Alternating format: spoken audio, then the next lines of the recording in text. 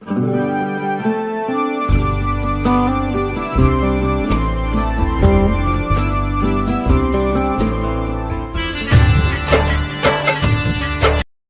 मित्रों, JKS education YouTube channel पर आपका स्वागत है। मैं जितेंद्र कुमार शास्त्री आपके लिए लेकर आया हूं। रीट लेवल 1 में पर्यावरण अध्ययन के अंतर्गत परिवार टॉपिक है। इसके बारे में आज हम विस्तार पूर्वक चर्चा करेंगे। तो मित्रों, आइए देखते हैं। सबसे पहले परिवार शब्द का परिचय देखेंगे, इसके बाद परिवार का अर्थ देखेंगे। ठीक है मित्रों, तो आइए देखते हैं। परिवार शब्द लैटिन भाषा के फेमुलस शब्द से बना हुआ है। जो परिवार शब्द है लैटिन भाषा के फेमुलस शब्द से बना हुआ है, जिसका अर्थ है नौकर या समूह। ठीक है मित्रों, परिवार लैटिन भाषा के फेमुलस शब्द से बना हुआ है, जिसका अर्थ नौकर या समूह है। ठीक है, ये अपना परिवार शब्द का परिचय हो गया है। इसके बाद देखते हैं परिवार का अर्थ। परिवार का अर्थ देखते हैं। यहाँ पे मित्रों ये टाइपिंग में मिस्टेक हो चुकी है, तो देखते हैं। भिन्न लिंगी स्वभाव के व्यक्ति निवास करते हैं तथा उनका वैवाहिक संबंध होता है, उसे परिवार कहते हैं। परिवार का अर्थ है कि भिन्न लिंगी स्वभाव के व्यक्ति निवास करते हैं, उनका वैवाहिक संबंध होता है, उसे परिवार कहा जाता है। तो मित्रों, जहाँ पर महिला या पुरुष जिनका वैवाहिक संबंध है, उसे परिवार कहा जाता है। अगर कोई महिला या पुरुष दोनों साथ में रहते हैं और उनका वैवाहिक संबंध है, तो वह परिवार कहलाएगा। ठीक है, या फिर जब एक लड़का या लड़की वैवाहिक संबंध के बाद साथ साथ रहते हैं, तो वह स्थान परिवार कहलाएगा। जब कोई लड़का या लड़की वैवाहिक संबंध के बाद में दोनों साथ साथ रहते हैं, तो उसे परिवार कहेंगे। ठीक है मित्रों, आगे देखते हैं। नोट नंबर 1 देखिए। नोट नंबर 1 में केवल महिला या पुरुष व पुरुष वैवाहिक संबंध नहीं है, तो परिवार नहीं है। मित्रों, इसमें बताया गया है कि अगर कोई महिला या पुरुष दोनों साथ में रहते हैं, अगर उनका वैवाहिक संबंध नहीं है, तो वो परिवार नहीं कहा जाएगा। ठीक है, आगे देखते हैं। विधवा या विधुर का परिवार होता है। कोई विधवा महिला है या विधुर पुरुष है, अगर उनका विधवा या विधुर है, तो उनका परिवार भी होगा। ऐसा नहीं कि विधवा या विधुर का परिवार नहीं होगा। तो मित्रों, विधवा या विधुर का परिवार होता है।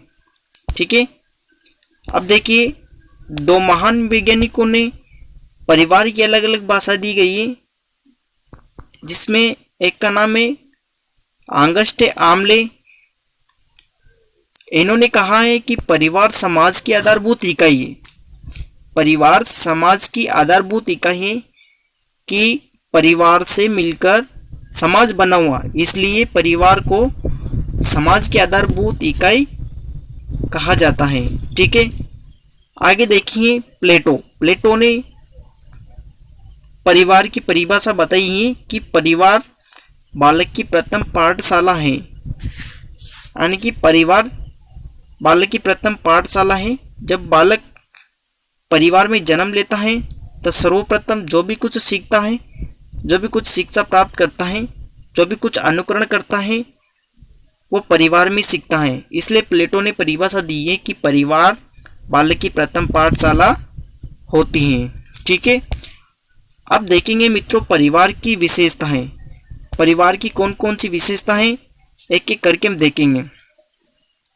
परिवार समाज की आधारभूत इकाई है, जो कि मैं पहले समझा चुका हूं। ठीक है मित्रों, परिवार समाज की आधारभूत इकाई है कि कई परिवारों से मिलकर ही समाज बना हुआ है, इसलिए परिवार एक समाज की आधारभूत इकाई है। ठीक है, परिवार की प्रथम पाठशाला, परिवार बालक की प्रथम पाठशाला है, क्योंकि जब बालक का जन्म होता है तो जो भी कुछ सीखता है वो परिवार में ही सीखता है। इसलिए परिवार बालक की प्रथम पाठशाला होती है। सम्मान आवास, सम्मान भोजन, सामाजिक क्रिया का साथ साथ उपयोग।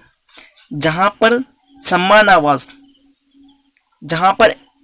आवास, सम्मान भोजन और सामाजिक क्रियाएं साथ साथ में होती हैं, वो भी क्या है, परिवार की एक विशेषता होती है। ठीक है, आगे देखते हैं। बच्चों की लालन पालन की जिम्मेदारी माता पिता की होती है। परिवार में बच्चों की लालन पालन की जिम्मेदारी माता पिता की होती है। ठीक है मित्रों, ये भी एक विशेषता हो गई है।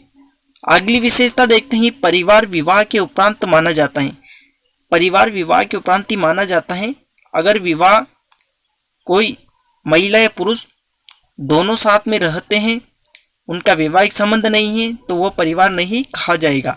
इसलिए कोई महिला या पुरुष दोनों साथ में रहते हैं, अगर उनका वैवाहिक संबंध होता है तो वह परिवार कहा जाएगा। ठीक है, अगली विशेषता देखते हैं परिवार की अगली विशेषता है परिवार विवाह के उपरांत ही माना जाएगा। मित्रों, परिवार विवाह के उपरांत ही माना जाता है। ठीक है, अगली विशेषता देखते हैं परिवार की। परिवार में रक्त संबंधों का होना अनिवार्य है। परिवार में रक्त संबंधों का होना अनिवार्य है। अगली विशेषता देखते हैं। परिवार के बीच अपनत्व या सहोदर का भाव होना चाहिए। ठीक है, परिवार में अपनत्व या सहोदर का भाव होता है, वो भी क्या है, एक परिवार की विशेषता है। ठीक है मित्रों, इसमें नोट दे रखा है। नोट है कि नौकर या दत्तक पुत्र भी परिवार का सदस्य माना जाता है। नौकर भी एक परिवार का सदस्य होता है और दत्तक पुत्र, जो गोद लिया हुआ पुत्र होता है, वो भी एक परिवार का सदस्य माना जाता है। ठीक है, अब हम देखेंगे परिवार के प्रकार। परिवार के कितने प्रकार होते हैं, कौन कौन से होते हैं। ठीक है, एकल परिवार, जिसमें पति पत्नी तथा अविवाहित संतान रहती हैं। जहां पर पति पत्नी तथा अविवाहित संतान जहां पर निवास करती हैं, उसे एकल परिवार कहा जाता है। ठीक है मित्रों, जहां पर पति पत्नी और उनकी अविवाहित संतान जहां पर निवास करती हैं, उसे एकल परिवार कहा जाएगा। ठीक है, एकल परिवार में 2 पीढ़ियों का होना अनिवार्य है। एकल परिवार में 2 पीढ़ियों का होना अनिवार्य है। ठीक है, एकल परिवार में निर्णय लेने में आसानी होती है। एकल परिवार होता है उसमें निर्णय लेने में आसानी, क्योंकि एकल परिवार छोटा परिवार होता है, इसलिए निर्णय लेने में आसानी होती है। ठीक है, अब देखते हैं संयुक्त परिवार। संयुक्त परिवार वो परिवार होता है जिसमें पति पत्नी तथा अविवाहित संतान। मित्रों, यहाँ पर टाइपिंग में मिस्टेक हो चुकी है, यहाँ पर विवाहित संतान होती है। संयुक्त परिवार में पति पत्नी और अविवाहित संतान जहाँ पर निवास करती हैं, उसे संयुक्त परिवार कहा जाता है। ठीक है, जहाँ पर पति पत्नी तथा जहाँ पर विवाहित संतान निवास करती हैं। ठीक है, पति पत्नी के साथ में अगर विवाहित संतान भी निवास करती हैं, तो उसे संयुक्त परिवार कहा जाएगा। ठीक है, संयुक्त परिवार कम से कम 2 पीढ़ियां होती है। संयुक्त परिवार में कम से कम 2 पीढ़ियों का होना अनिवार्य है। बालक के सर्वांगीण विकास हेतु सर्वश्रेष्ठ परिवार होता है। कौन सा होता है? संयुक्त परिवार बालक के सर्वांगीण विकास हेतु सर्वश्रेष्ठ परिवार होता है, क्योंकि संयुक्त परिवार के अंतर्गत बड़ा परिवार होता है और उसमें बड़े बुजुर्ग भी होते हैं। तो छोटे बालक बड़े बुजुर्गों से बहुत सारे अनुकरण और उनसे शिक्षा प्राप्त करते हैं। ठीक है, इसलिए बालक के सर्वांगीण विकास हेतु सर्वश्रेष्ठ परिवार माना जाता है कौन सा? संयुक्त परिवार। ठीक है, विधवा विवाहित संतान। ठीक है, जहां पर अगर कोई विधवा है उनके साथ में विवाहित संतान है तो वह संयुक्त परिवार कहा जाएगा। अगर कोई विधवा महिला है उनके साथ में अगर विवाहित संतान है तो संयुक्त परिवार कहा जाएगा। अगर विधवा और उनके साथ में अविवाहित संतान है तो वह एकल परिवार कहा जाएगा। ठीक है मित्रों, जहां पर अविवाहित संतान होती है वह एकल परिवार होता है, जहां पर विवाहित संतान होती है वह संयुक्त परिवार कहलाएगा। ठीक है, अब देखिए मित्रों, परिवार का विघटन किस प्रकार से होता है। ठीक है, वो देखते हैं परिवार का विघटन। ठीक है, परिवार का विघटन होता है जिसका कारण है एक स्वतंत्र रहने की इच्छा। ठीक है, परिवार विघटन का कारण है स्वतंत्र रहने की इच्छा है, उच्च शिक्षा का होना। ठीक है, ये भी क्या है, परिवार का विघटन होने का कारण है।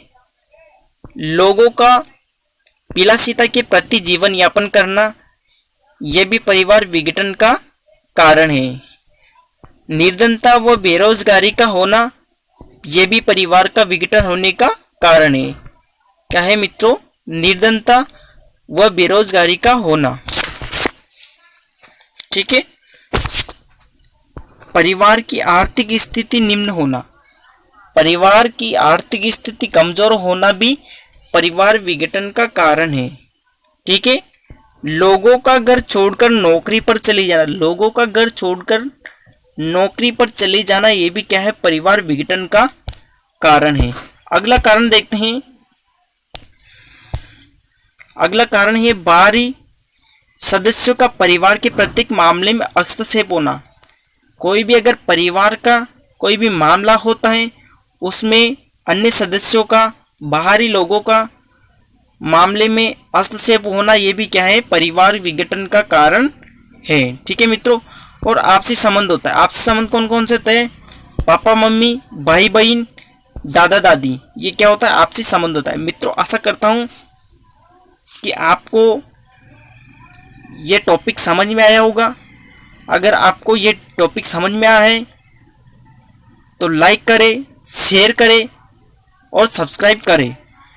ठीक है मित्रों, इसी प्रकार से मैं रीट लेवल 1 की पर्यावरण अध्ययन की एक एक सीरीज लेकर आऊँगा। ठीक है मित्रों, आज हम परिवार के बारे में पढ़ चुके हैं। अगली सीरीज जो लेकर आऊँगा उसके लिए आपको वीडियो को सब्सक्राइब करना होगा और बेल आइकन को दबाना होगा, ताकि जो भी मैं वीडियो डालूँ वो आपको नोटिफिकेशन आपको प्राप्त हो जाएगा। ठीक है मित्रों।